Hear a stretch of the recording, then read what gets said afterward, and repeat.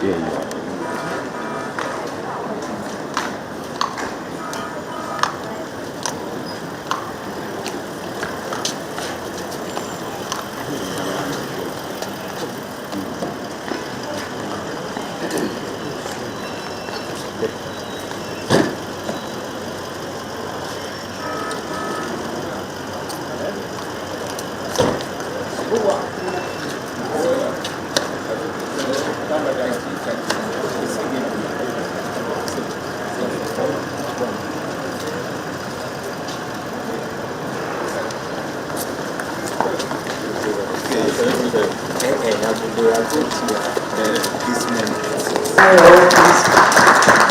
I want to welcome our leader of the opposition, the Right Honorable Joe Senyonyi. Let us welcome the Chief Opposition Whip.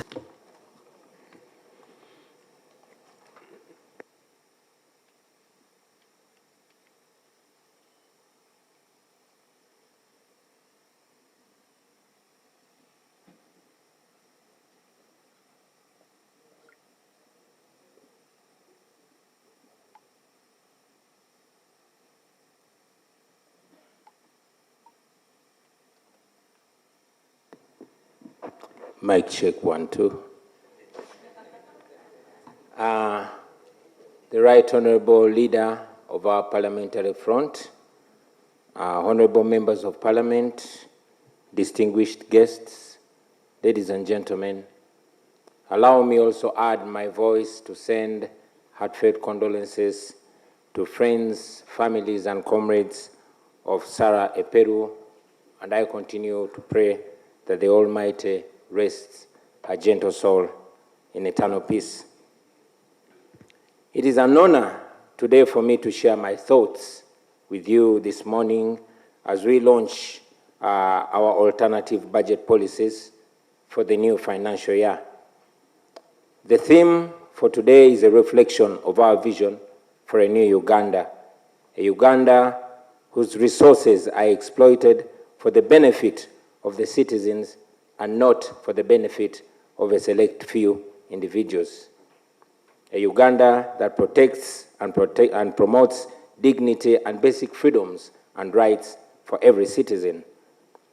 A Uganda that puts interests of the people, the citizens, at the forefront of public policy. The alternative budget priorities presented today recognize the plight of the ordinary Ugandan whom the leaders derive their mandate from, and also paint a clear picture of what we intend to do in order to make Uganda a country that works for every Ugandan. Ladies and gentlemen, Ugandans deserve better health care, they deserve better education, and they deserve better infrastructure in order for them to live their full potential and benefit and enjoy all their fundamental rights. Because education is essential for producing skilled workers, a workforce that will transform communities, it's therefore important that our children study subjects and courses that are relevant to their passion and natural abilities. We cannot achieve without changing, we can't achieve this without changing or in fact overhauling our entire education system and realigning our education institutions. Considering that 75% of Uganda's disease burden is preventable, then we must make our priority to invest in disease prevention rather than disease cure. This should be done in addition to hiring skilled and professional health workers through a fair recruitment process and go ahead to remunerate them fairly and on time. We must think about our creative area. Think about our creatives, provide conditions that don't only protect their intellectual property, but also create conditions that help them to live to their full potential. About the creatives, I could go on and on and on, but the rest, I guess, Dr. Hildeman and others who are creatives and within our leadership will elucidate on that. However, ladies and gentlemen, as attractive as all these alternative policies might be, it is actually impossible to achieve them if the leaders in charge of our national resources cannot rise above their petty selfishness. We must resist, we must reject, in fact, we must eject all forms of corruption in public administration. Otherwise, all this will be going to a waste. Our sources will continue sinking down the long drain of personal greed at the expense of our collective well-being and at the lives of our people, our children, and our children's children. As a national unity platform, we shall continue to take decisive action in that regard.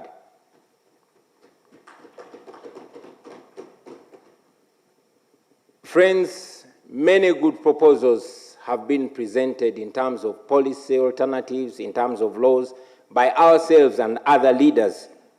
But let us be honest, no matter how good our thoughts are, no matter how beautiful our proposals are, they shall never see the light of the day for as long as dictator Museveni is still in charge of this country. That is my firm belief. Yes, we must continue telling Ugandans the truth as it is, instead of, misleading them with eloquent speeches. We must paint to them a picture of the problem and indeed go ahead and point at where the problem is. The man who has ruled our country for almost 40 years now is not just a political opponent to us, no. He is the embodiment of Uganda's problems. He's a living testament of corruption. He's the testament of oppression. He is the embodiment of the abuse of all democratic principles. In a nutshell, he is the roadblock, he is the stumbling block between Uganda and its progress. So let us face the reality and deal with the reality as it is. It's until you diagnose the problem that you'll be able to deal with that problem. I mean, he and his cronies live in extreme luxury while our hospitals are sick and our schools are rotting away. Yes, we have alternative policies. Yes, we have brilliant minds here in Parliament, wonderful at economics, wonderful at debating and all that. But we shall debate, we shall propose, and we shall articulate issues. But let me be clear to you, once again, my brothers and sisters, that no matter how good our alternatives are, no matter how well-intentioned you, our MPs, are, it won't make any difference for as long as we don't have any power to implement those good ideas. We must get used to that fact and deal with that fact exactly the way it is. I mean, we can draft the most comprehensive budgets, we can allocate funds meticulously, we can strategize endlessly, but as long as Museveni remains at the helm, the efforts will all be like rearranging cups on a falling table. We must channel all our energy. We must channel all our passion and all our abilities and all our determination towards one singular mission: removing the dictator and reorganizing the country as the citizens of Uganda. That is the only way this is going to be possible. So I continue to encourage all of us here present and those watching us outside that we must do what we must do. You cannot take a step unless you unlock your feet. So for now, what we have as a great resource is our collective determination and collective will to have a free country.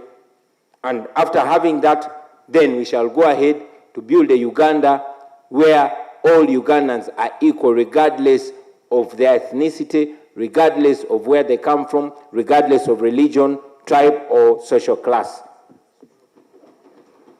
we shall go ahead to build a Uganda where leaders lead with integrity, where leaders are true servants and citizens are the true masters of their destiny. So let us use this resource that we have to put an end to this dictatorship. Let us use this resource to change this country once and for all. I thank you for listening to me, for God and my country.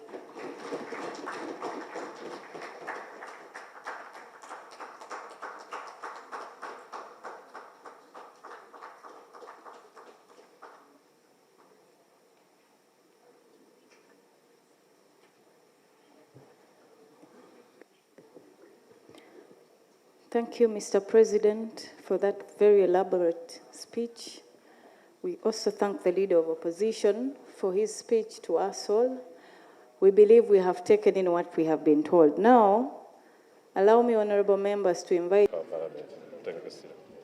Webalanye okusooka nebaziza leader waffe wa ttiimu yaffe ya parliament right honorable Joel Ssenyonyi ne ttiimu yonna gy'akoze nayo okufulumya budget yaffe eno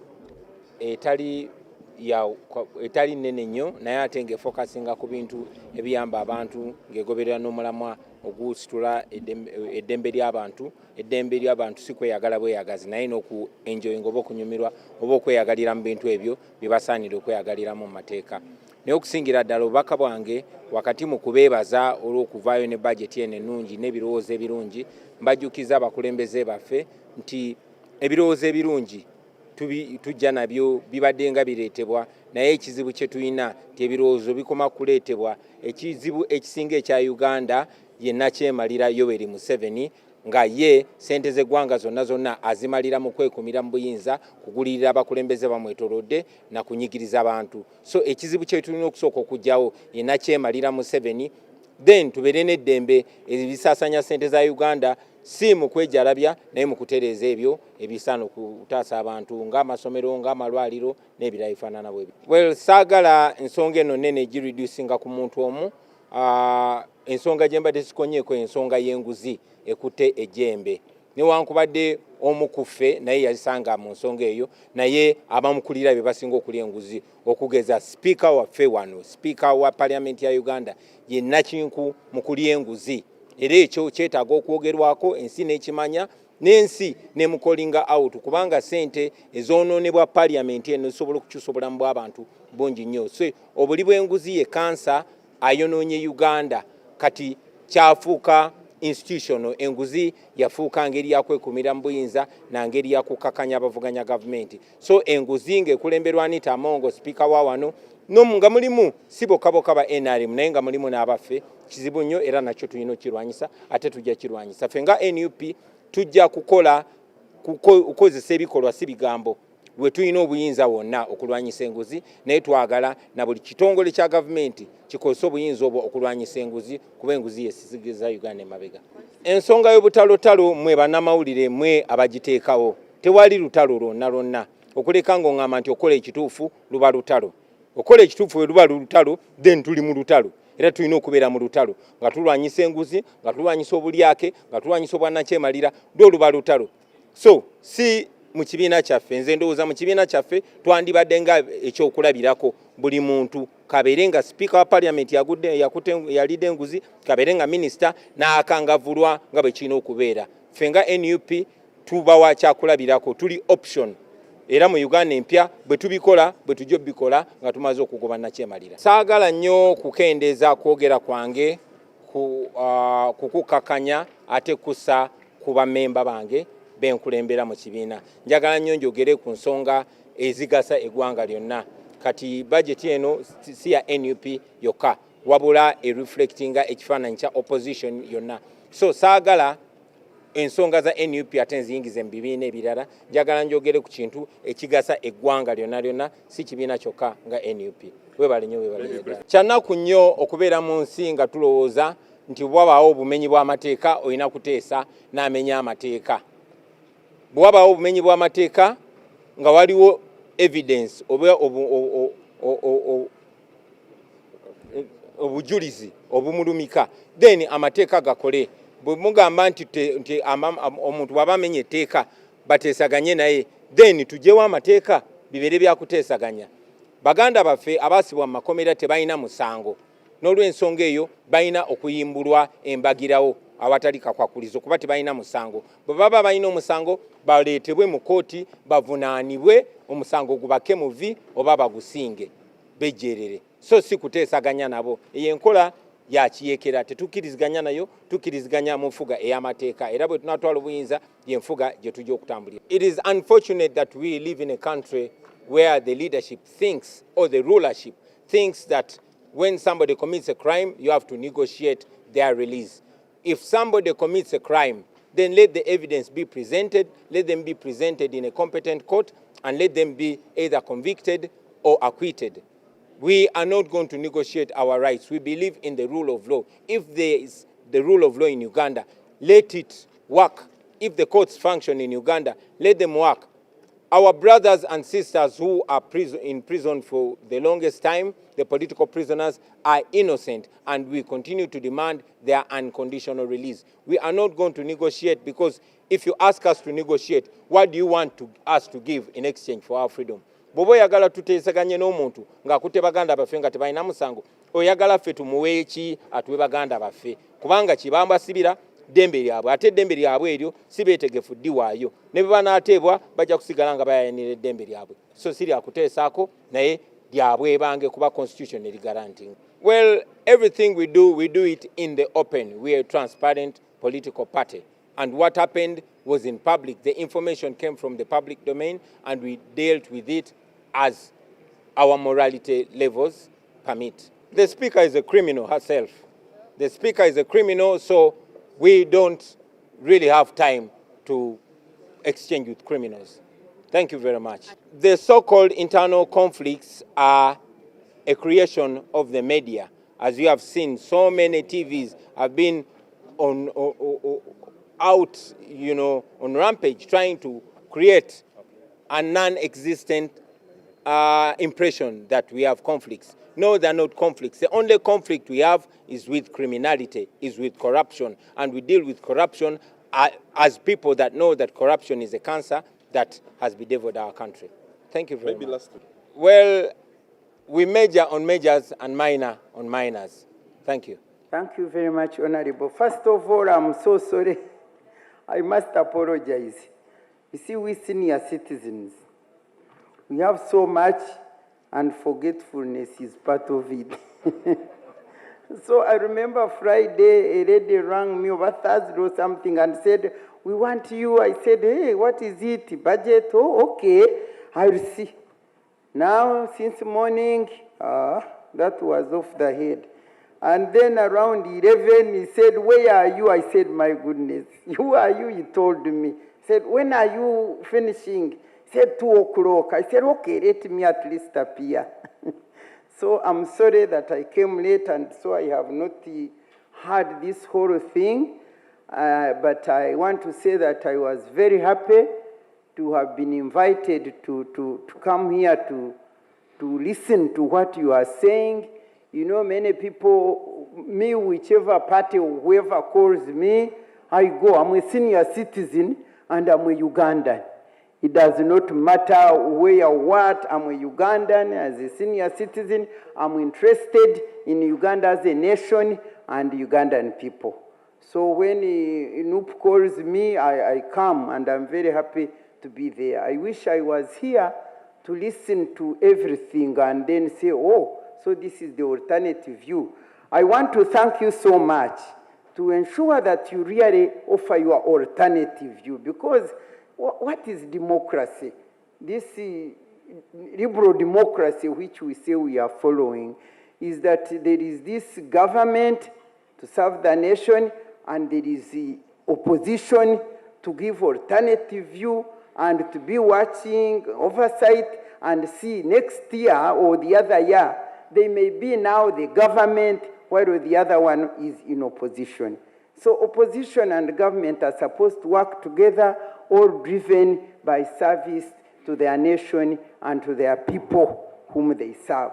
So for me, I love now what you are doing, that the budget statement was, was given, I think, and then you are saying for us, If it were we, this is how we would go about it. And one of the reasons why I'm so happy about this is that it disputes all these general Ugandans who say this opposition, it has no program, it has no plan. That's how they talk about opposition. And usually I say, but look here, do you think a group of people can sit there and say we want to lead this nation without this manifesto? And I'm sure every party has a manifesto, but because people don't read them, they think that when you come up to lead, you have nothing to offer, just because we generally don't read. And I'm even wondering how many are even listening to the alternative budget. But for me, what I want to tell you is, as a leader who was a leader, elected leader, but who continues to be a leader because leadership does not end, and leadership is about service, and it does not depend on any position you hold, but it depends on the passion you have for your vision for the people you are leading. So whether 19 years ago I have no position which I hold, but I'm still a leader in this country. And so I'm so happy that you give this and people read and hear that if it were you, you would have done this kind of thing. So I want to congratulate you that you move on. Whether you are discredited, whether you are bashed, I remember, is it Martin Luther King or Jr. who said that if you can't fly, run. If you can't run, walk. If you can't walk, crawl, but at least continue moving. In other words, whether they discredit, whether they rubbish, whether continue moving. One day, your movement will be real. Didn't you see Barack Obama, amazing and incredibly being the president of America? Because they continued running. So walking or crawling. So that's what I would wish to you. Now, having said that, you said I was one of those ministers. By the way, I was the first minister for ethics and integrity. I was appointed in 1998, but because of my integrity in the environment which does not want integrity, I didn't stay long. I didn't finish even 5 years. Because I stood my integrity, I was thrown out, and thrown out completely up to now, 19. Because of my integrity. And whatever they try to say, I say, my integrity does not allow this. And so, when you say you are fighting corruption is your priority, I say, well, that's good. But as I stand here as a senior citizen, as a Ugandan. And I stand here to tell you, how many, I don't know how many parliamentarians are here, that for us outside there as Ugandans, we look at you as the same. We look at Parliament and say, those terrible people, they are robbing us, they are grabbing us. So my challenge which I throw to you is that each of you who is there is to distinctively stand tall, and show that for you, indeed, you are opposing these corruptions, these unethical conducts, these what? Stand there distinctively showing that what drives you into that parliament is service to your people. Stand out distinctively like that and give this alternative budget, whether it is being implemented, whether it is taken up for you, you get guided and you follow the principles that you have put here so that everybody can say, yeah, whether they bash them or what, at least there are few Ugandans who are standing distinctively for us. And because of them, we shall overcome. That is what I want to tell you on behalf of Ugandans, because we really feel these people whom we chose to serve us are not driven by service. That at the center of what I call leadership, rather than being people-centered, is self-centered. Rather than being service-oriented, it becomes power-oriented. In other words, you find that, yes, you are in this leadership, but you are driven by self-centeredness and power-orientedness. And yet, a leader should be driven by people, should be people-centered and service-oriented. I'm so glad that I stood here as a senior citizen to tell you that kind of thing, so that you get to know that for sure, where our country has reached, it needs liberation, it needs redemption. And for us where we are, our eyes are on God, of course, but God does not come here and work. We believe that God can work through you and bring things to a better way. And so I want to thank you, and I want to encourage you, and stay tough. Have you ever seen me ever shaken by anybody? 19 years. I worked for 30 years, good 30 years for this country. But when I said no, you can't remove the term limit, I was thrown like in the garbage. No pension, no gratuity, no nothing. I don't tell you to choose those people, but I tell you how people can rob you. Me, I was robbed.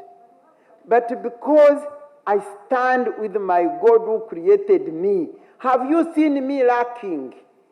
Have you seen me? I don't have mansions, I don't have, those will remain here. But I work, continue to serve for a legacy. That when I'm long gone, it is not the pension, it is not the what, that they will remember about me.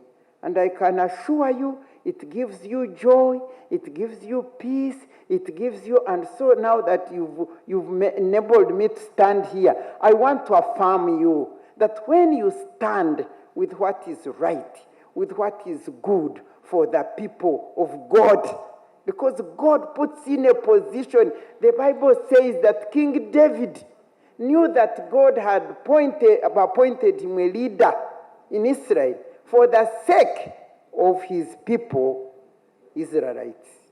Now, if you take it that God granted you this position of leadership for the sake of Ugandan people, and you stand with that, he will stand with you, and he will stand tall, and he will keep you, and one day he will use you to deliver this nation.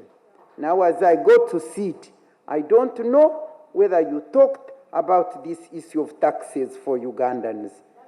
You people, Ugandans are dying. Ugandans are suffering. I have a personal experience. I had my Kasmoro house, which has been giving me whatever little I eat and so on and so forth. But this is a house, an old one, which is no longer new. People go in the new ones, so I get small tax from it. But I tell you, Revenue Authority takes almost half of it. The same rent is being taxed by Revenue Authority and the City Council. Double taxation.